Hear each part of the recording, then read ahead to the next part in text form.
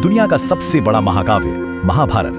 पर क्या पता है कि इसके पन्नों के बीच एक ऐसी रहस्यमयी कहानी दबी है जो कभी लिखी ही नहीं गई। आज के इस एक्सप्लेनर में हम एक ऐसे रहस्य का पर्दाफाश करने वाले हैं जो सच में हैरान कर देने वाला है। चलिए एक ऐसी रोमांचक और सस्पेंस से भरी कथा में उतरते हैं जो शुरू तो एक बंद कमरे में हुई थी पर सदियों तक गूंजती रही। जरा इस दृश्य की कल्पना कीजिए, एक बंद कमरा और भगवान गणेश अपनी कलम से बिजली की रफ्तार से लिख रहे हैं। पन्नों पर शब्दों की लड़ी लग रही है, हवा में एक अजीब सा तेज है, पर अचानक कलम रुक जाती है। उनकी आंखों में आंसू है। वो अगला श्लोक लिखने से साफ इनकार कर देते हैं, ये कहते हुए कि नहीं महर्षि व्यास, ये श्लोक मैं नहीं लिख सकता। आखिर उस एक श्लोक में ऐसी क्या बात थी जिसने स्वयं भगवान के हाथ रोक दिए। और फिर एक जोरदार आवाज आती है, खट, कलम के टुकड़े हो गए। अब शुद्धलेख की रफ्तार चाहे कितनी भी तेज हो, कलम सिर्फ घिसने से तो नहीं टूटती ना। वो टूटी एक ऐसी लाइन लिखते वक्त जिसका विशाल और भारी बोझ उठाना उस कलम के बस में ही नहीं था। सोचिए, एक देवता के हाथ में पकड़ी कलम महज एक भावना के वजन से चकनाचूर हो गई। अब यहाँ सबसे दिलचस्प सवाल ये उठता है, आखिर ऐसी क्या चीज इतनी भारी हो सकती है कि एक देवता की मजबूत कलम ही टूट जाए। चलिए इस रहस्य की तह तक चलते हैं। ये हमें महाभारत के एक बेहद दर्दनाक और दुख भरे हिस्से की तरफ लेके जाता है। एक ऐसा किस्सा जिसने पूरी सृष्टि के समय को थोड़ी देर के लिए ठहरा दिया था। जो श्लोक उस वक्त गूंज रहा था ना, वो ठीक उस समय का था जब गुरु द्रोणाचार्य को युद्ध के मैदान में छल और धोखे से मारा गया था। ये वही पल था जब अश्वत्थामा के बारे में वो आधा सच बोला गया। उस एक पल में एक महान गुरु का अपमान और इतना दुख छुपा था कि उस माहौल को कागज पर उतारना किसी आम कलम के बस की बात ही नहीं थी।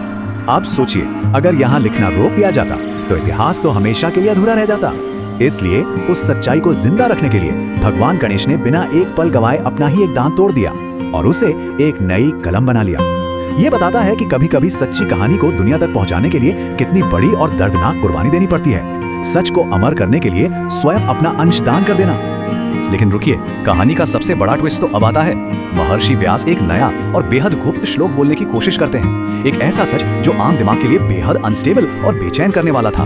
एक ऐसा सच जो शायद पूरी दुनिया को हिलाकर रख देता। इसीलिए कहानी को वहीं पूरी तरह से रोक दिया गया। चिंता दरअसल इस बात की थी कि अगर ये छुपा हुआ सच ऐसे ही पढ़ने को मिल गया तो लोग बिना कोई मेहनत किए सब कुछ समझने का दावा करने लगेंगे। बिल्कुल वैसे ही जैसे एग्जाम से पहले आंसर की मिल जाना। लोग बिना अनुभव किए रट लेंगे। और सच्चाई ऐसी चीज तो नहीं है जिसे बस एक पन्ने पर लिख दिया जाए और लोग उसे रट लें। यहाँ हम सबको ठहरकर एक बात पर गौर करना चाहिए। आखिर असली और सच्ची समझ कहाँ से आती है? क्या वो किताबों के पन्नों पर मिले ज्ञान से मिलती है या फिर जिंदगी के कच्चे पक्के अनुभवों से निकले हुए सच से? ये एक ऐसी उलझन है जिस पर ठहरकर सोचना चाहिए। ज्ञान को तो सिखाया जा सकता है पर सच को तो जीना ही पड़ता है। तो यहाँ पॉइंट ये है कि जो कथा लिखी जा रही थी वो महर्षि व्यास का अपना महाकाव्य था। लेकिन दुनिया के हर एक इंसान को अपनी खुद की एक बिल्कुल नई और अलग यात्रा लिखनी होती है। हम किसी और की स्क्रिप्ट पर अपनी जिंदगी को सच नहीं मान सकते। हर किसी को अपनी कहानी खुद गढ़नी होती है, जिसमें हर पन्ने की स्याही हमारे अपने कर्मों से बनी हो। उस अलिखित श्लोक यानी उस खाली छूटे हुए हिस्से को भरने के लिए 3 बहुत ही गजब के नियम बताए गए। ये 3 सबक आने वाली पीढ़ियों के लिए एक ट्रेजर मैप यानी एक खजाने के नक्शे की तरह छोड़ दिए गए, ताकि हर कोई इन खाली जगहों को अपने अपने अनुभवों से खुद भर सके। और यहीं से आगे का रास्ता खुलता है। ये समझना बहुत जरूरी है कि सच हर इंसान के लिए पर्सनल होता है, न्याय सिर्फ सही टाइमिंग का खेल है और वास्तविकता वही है जो देखने वाला महसूस करे। चलिए इन तीनों रहस्यों को एक एक करके डिकोड करते हैं ताकि इस गहरी कथा का असली मैजिक समझ आए।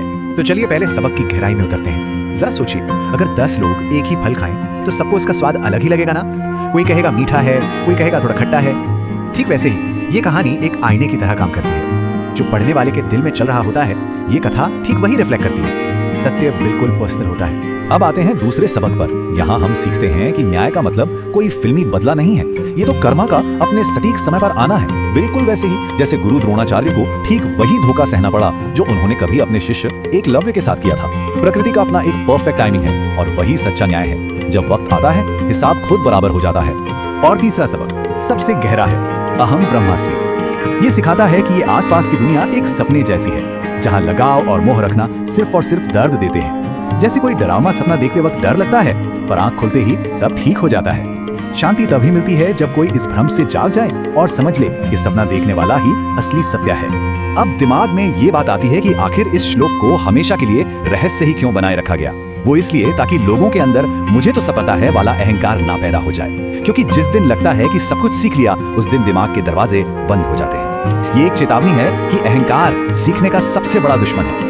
इस पूरे एक्सप्लेनर का सबसे जोरदार संदेश एक आखिरी चेतावनी में छुपा है, जो हम सबके लिए छोड़ी गई है। जवाब इन मोटी मोटी किताबों के पन्नों में नहीं छुपे हैं, बल्कि वो हमारे अंदर हैं। वो अंदर दबे पड़े हैं और बस इस बात का इंतजार कर रहे हैं कि हम एक्शन लें और उन्हें जागृत करें।